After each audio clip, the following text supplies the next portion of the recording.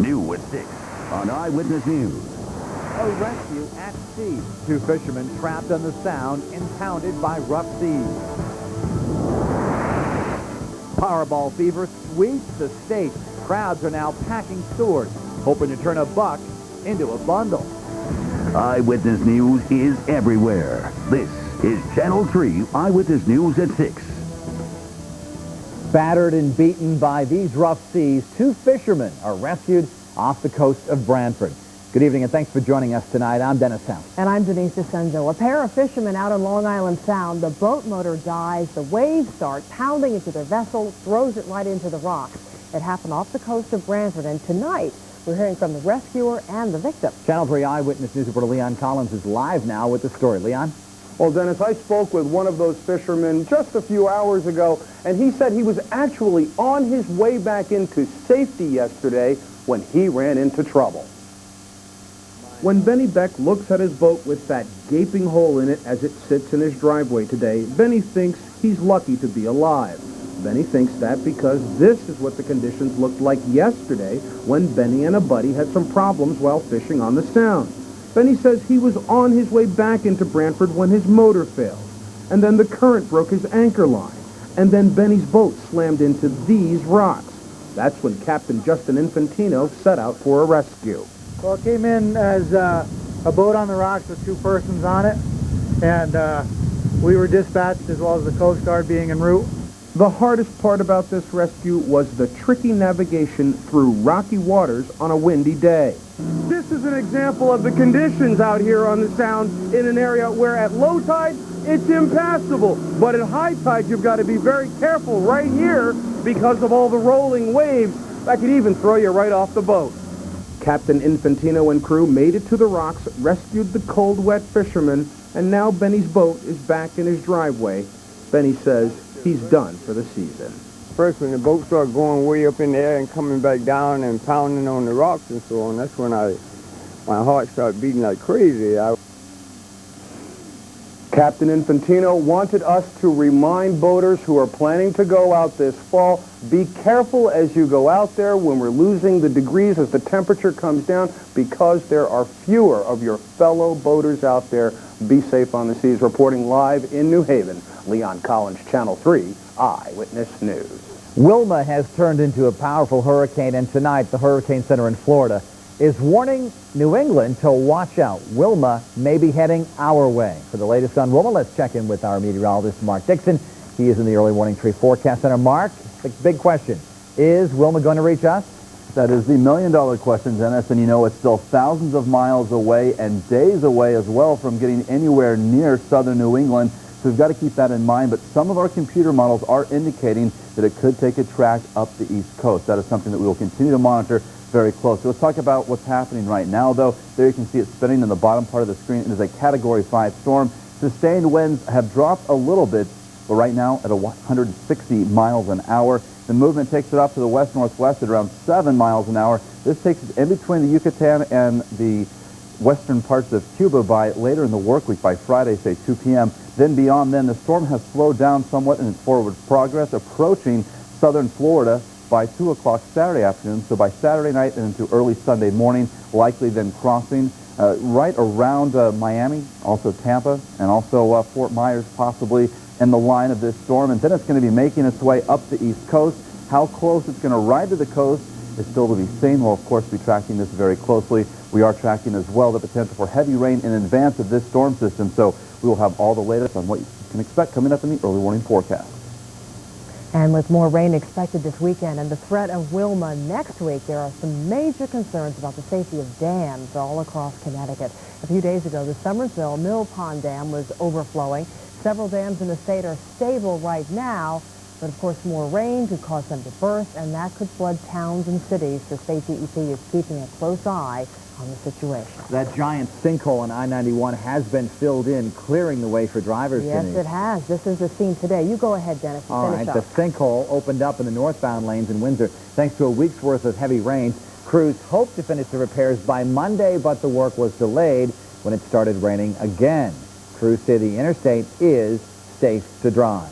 Eyewitness News is following a developing story from western Connecticut in New Milford. Route 7 known as Danbury Road, is now shut down between Sunny Valley Road and Fort Hill. A construction crew apparently hit a gas line, and some businesses in that area have been evacuated. Route 7 will be closed for a few more hours while repair work is done. A woman raped and beaten by her husband wants her nightmare to end. Even though he's in jail, he keeps filing lawsuits against her. Last night, as you saw on Channel 3 Eyewitness News at 11, she got a restraining order, but more needs to be done. Channel 3 Eyewitness News reporter Susan Raff is live with the mobile newsroom at Hartford Superior Court with the latest. Susan? Denise, that's right. The restraining order was filed here yesterday in Hartford Superior Court, and it may very well offer relief, but some say it's not enough. And in fact, many say we need to do a better job at protecting women even after their attackers are sent to prison. I'm just telling you, I don't want to see your kids. I don't want to see you, so you just take off and leave me alone. She tried to leave her husband, but she says it only made him angrier. Isabel says after her husband beat her and gave her a black eye, she had to get away, but he stalked her. He had actually a knife on my throat that time, and he had a screwdriver, and told me not to scream because if I would have screamed, he was going to cut my throat up. Isabel says her husband threw her inside a van, beat her, and took her to a park and raped her. Alan Adgers was convicted for rape, assault, and kidnapping. But since he's been locked up, he's been filing numerous lawsuits, forcing Isabel to testify over and over again. Yesterday, the chief state's attorney filed for a permanent restraining order. The victim's advocate says this is a step in the right direction. We need to get the system in a place where it is doing a better job of enforcing protections, laws that we have in place to protect victims, especially of domestic violence and sexual assault. The victim's advocate is trying to prevent Adgers from filing any lawsuit against his ex-wife unless he gets permission. The Attorney General wants Adgers to get permission for any lawsuit he files. Isabel is cautiously optimistic. This is the last time, hopefully the last time I have to say no more. But knowing him, I don't think so. I don't think. I believe until he will try to finish the job he started. Now, since her husband was sent to prison, Isabel has moved 5 times. That's because every time her ex-husband files a lawsuit against her, he finds out exactly where she lives, and she tells us tonight she may even have to move again. For now, we're live in Hartford with the mobile newsroom. Susan Raff, Channel 3, Eyewitness News. Tonight there are allegations of racism at a restaurant in Higganum. A customer claims he could not get a drink because he is black. Channel 3 Eyewitness News reporter Jessica Schneider has the story now. Well, that's right. The 2 owners of the Glock Grill right here on Route 81 in Higganum are facing some very fierce allegations of assault and racism. And now the NAACP is getting involved. They say they are not backing down. 25-year-old David Woolard is finally recovered from what he says was a brutal beating back in June. I was severely beaten and dragged quite a distance, and they threatened to kill me. It all happened at the Glock Grill on June 19th. Woolard says when he ordered a beer around 1 a.m., he wasn't served. The bartender maintains it was because he didn't have an ID, but Woolard insists it was because of the color of his skin. He looked at the ID, knew I was old enough to be in the bar, but didn't want me in there, told me I wasn't welcome. But the attorney for the owners of the Glock Grill say there was no ID shown, and David Woolard and his friends were the ones who started the brawl. On the way out, they actually started a fight and broke my client's leg. Machado insists nothing about this incident was racially motivated. He didn't mention one thing about race or anything else during that police statement. Not one thing the night of the incident. All of a sudden, the next day, he goes to see a lawyer, and all of a sudden, it's all about race. David Woolard is not backing down. He'll protest at the Glock Grill Sunday afternoon alongside his attorney and other members of the NAACP. I just want justice to be done. I don't want these individuals to think for 1 second that they're going to get away from this crime that they committed.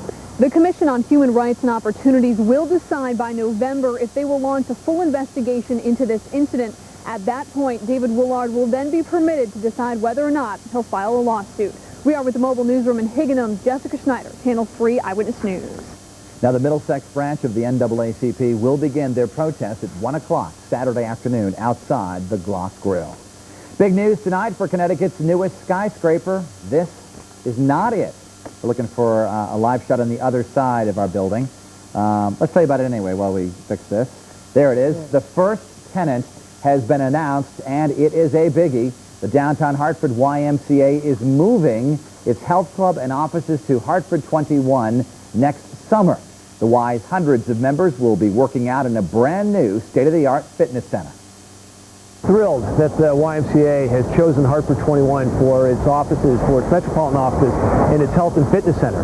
I think the move further exemplifies the fact that Hartford 21, located right here in the heart of the central business district, is going to be a very active, vibrant neighborhood. But not everyone is thrilled about the move because it means downtown Hartford is losing its only basketball court and only racquetball court.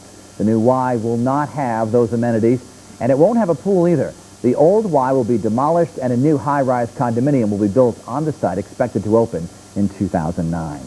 Construction work sparks a fire on the Yukon campus in Soar. A jumbo jackpot up for grabs, and everyone wants to take a chance and win millions. A live update just ahead. Rumors that can ruin your life. Next, Dr. Phil.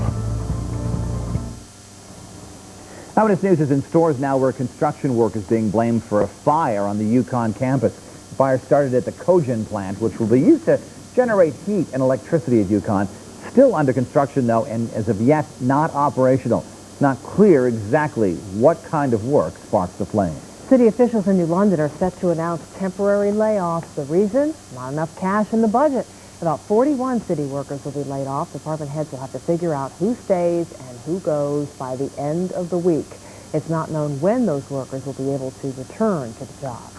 A hearing will be held in New Haven tonight on adoption and how to uncomplicate the process here in Connecticut. Right now, the adoption process takes about a year, but complications often mean that some cases end up in court and go on for 3 years. The hearing gets underway at 7 tonight at Gateway Community College. Taking a $340 million chance, folks are lining up across our state, hoping they have the winning numbers for tonight's giant Powerball jackpot. And although we've been drying out recently, there's more heavy rain in the forecast. I'll tell you when. That's ahead of the early warning forecast.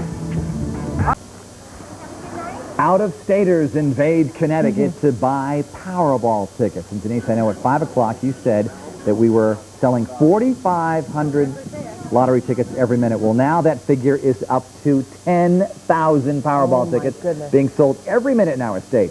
And border towns like Kent, Greenwich, and Enfield are really getting swamped. Channel 3 Eyewitness News reporter Jaime Roth is live at the mobile newsroom now in Enfield to show us the madness. Jaime, are you there? There she is.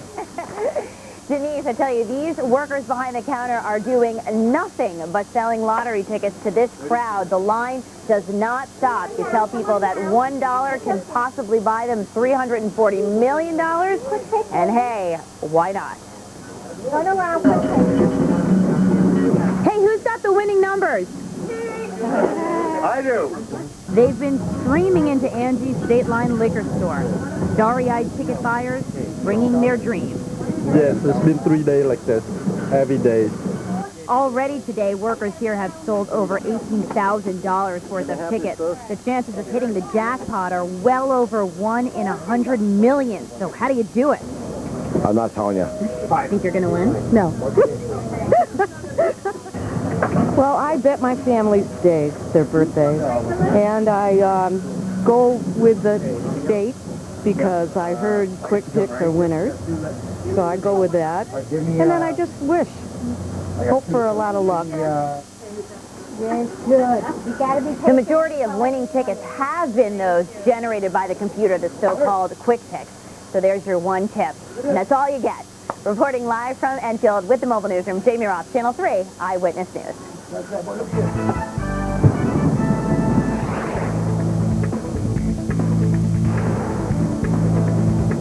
It is just a phenomenal night out there. Beautiful. We showed the skyline a few moments ago, and really just a gorgeous crimson sunset. All the pretty colors. Enjoy it while it lasts. We've got some big rains headed our way. We'll get some more on that coming up in just a moment. Right now, the live early warning Doppler 3000 showing that across the state, although we have some mid and high-level clouds, we are dry. It was western Massachusetts and parts of New York State where we saw some showers earlier.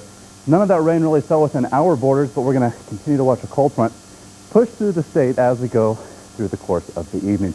Our live picture right now from New London showing the Nathan Hale Schoolhouse. The winds are up. They initially were out of the southwest, but they will be switching direction this evening to more of a northwesterly direction as this cold front pushes through, and that will bring in some cooler and drier air through the course of the evening. Now, our live picture As well in Waterbury, showing a beautiful sunset this evening. Mainly those mid and high level clouds out there. Live early warning 3 neighborhood weather net temperatures right now in the lower to mid 60s, 61 for New Haven, 63 degrees for Hartford, 59 for Storrs, and Waterbury right now at 61. Our satellite and radar picture back to the past 12 hours showing the rain moving at us from the west, some bands of rainfall, but they all have been dissipating. This is all in association with a cold front that continues to progress in our direction. In advance of that, we have the southwesterly winds behind it, the winds out of the northwest. So eventually those winds out of the northwest will bring us that cooler and drier air for the end of the work week. We see it unfold on early warning Futurecast 3, tomorrow's weather today. Starting at 7 o'clock this evening, notice just some gray out there that indicates the cloud cover. And we're going to keep the clouds around through at least 11 o'clock tonight with that drier air filtering in through the overnight hours. We're going to see a mostly sunny start to the day tomorrow. High pressure, the dominant feature and control for your Thursday. So we're looking at plentiful sunshine, lots of blue skies out there throughout the day tomorrow. Now, temperature-wise, this evening, as we look at a live picture from downtown Hartford, beautiful sunset this evening, looking at State Street and as well Columbus Boulevard. We have 60 degrees, the forecast temperature at 7 o'clock, 54 by 11 and 45 by 7 a.m. with a lot of sunshine to start the day tomorrow. And our live picture in New Haven showing some of those mid and high level clouds. And by 7 o'clock this evening, around 60, then dropping to 55 at 11 and then 46 by 7 o'clock tomorrow morning.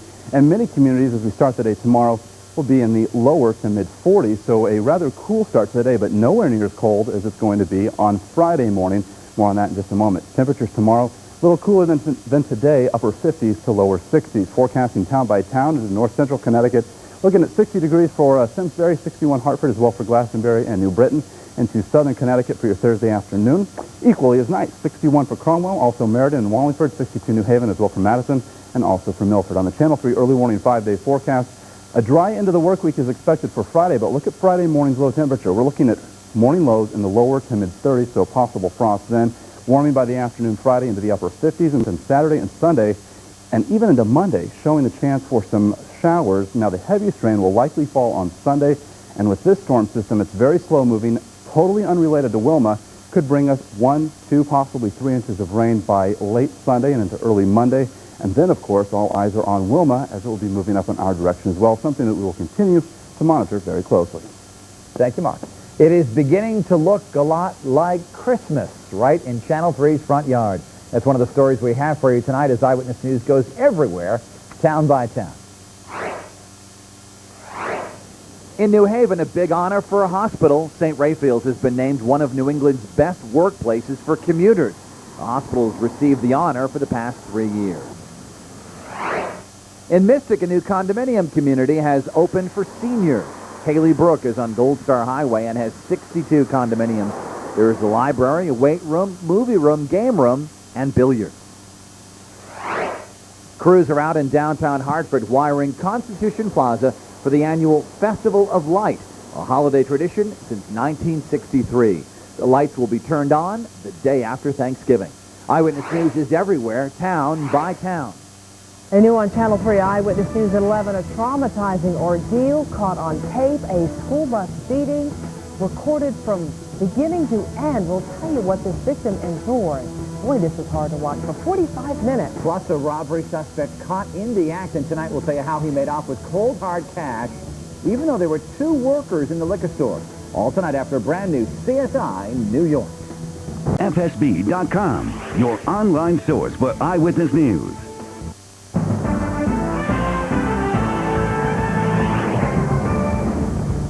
When Teddy Bruschi suffered a mild stroke 8 months ago in the prime of an outstanding NFL career, most of us figured he would never play again in the NFL. Today, Bruschi took a major step on the road back when he stepped onto the Patriots practice field in pads and took part in practice. Well, today's practice was not full contact, but Bruschi says he and the doctors have no reservations about how he'll hold up once the hitting starts. The Pats are off this week, and Teddy's giving no guarantees on a timetable on his return. Had a good amount of nerves. You know, it's you haven't done something in a long time, and you always have some nerves the first time back. But had some good reads, had some bad reads. You know, what comes to being the first day. But I think I made some progress out there today. We did some conditioning after practice. I feel good. My conditioning level's where it needs to be, I think. Definitely game shape's another thing, but we'll cross that road when we come to it. But I thought it was a good day. The New Britain Rockcats announced today that Ricardo Ingram will be their new manager, replacing Stan Clyburn, who was promoted to manage AAA Rochester. The 39-year-old Ingram guided the Twins' Class A Fort Myers team to a 74-59 record this past season in the Florida State League. As for Yankees bench coach Joe Girardi, well, he's accepted an offer to become manager of the Florida Marlins. He'll be introduced tomorrow. Girardi spent 2 years on Torre's staff following a 15-year playing career as a catcher with the Cubs, Rockies, Cards, and Yanks, where he was a member of 3 World Series championship teams. This would be the 3rd straight season that Joe Torre has lost a top coach who went on to manage another team. The others were Lee Mazzilli and Willie Randolph. As for the NLCS, that continues tonight in St. Louis, thanks to this dramatic Albert Pujols blast on Monday night off super closer Brad Lidge. In Game 5, the Astros were 1 strike away from their first World Series berth, but Pujols' late-night heroics have forced the Game 6. According to tonight's Houston starter, the team is still confident. The bullpen's been doing a great job for us. I feel like if I can get, 7 or 8 innings in, that I hand it over to the bullpen anytime. 1-run game, I'd give it to them in any game against anybody. Well, another wet weekend wrought havoc with the schedule for high school football, and the day of New London's top 10 football poll is now ready. And as expected, a new number 1. It's undefeated Staples moving up to the top spot. Second place Xavier received 1 first-place vote. Trumbull jumps from 10th to number 4 following their victory Friday night versus last week's number 1 Greenwich. Greenwich tumbling all the way down to 7th after that first loss of the season. Hopefully the weather will hold and be better for this weekend. Of course, don't forget to watch Friday Night Football this Friday immediately after Eyewitness News at 11 p.m. And, it's great news about Teddy Bruschi, but, Yeah. You have to wonder, 9 years. A lot of people are wondering, yeah. Yeah, 9 years of great play in the NFL. Is it worth it? Well, let's hope he doesn't get hurt again. Absolutely. Let's hope so. Hope the doctors are right. Yeah. Okay. Thanks, Mark. And that'll do it for Eyewitness News at 6. We thank you for sharing your time with us tonight. We'll see you back here for Eyewitness News at 11. Good night, everybody.